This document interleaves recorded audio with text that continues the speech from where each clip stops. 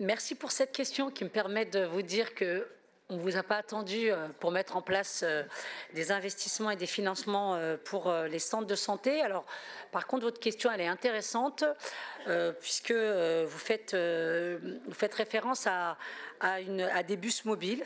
Alors, pour votre information, en juin dernier, on en a financé un à hauteur de 70 000 € pour le déploiement d'une structure itinérante dans le sud de la Seine-et-Marne, qui est portée par la CPTS Sud 77.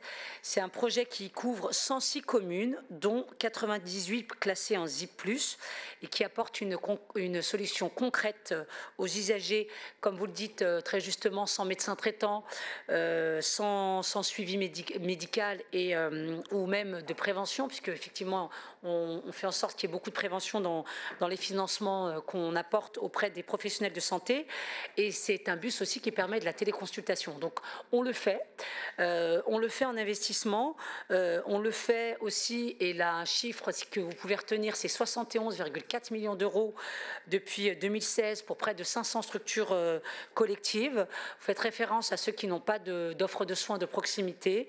Eh bien, on a des territoires fragiles, comme vous le savez, des territoires ruraux, et qui regroupent 1/6 de la population francilienne. Et bien, pour ces 1/6, il y a un quart des financements, c'est 18,9 millions d'euros. Je demande donc le retrait, sinon le rejet de votre amendement.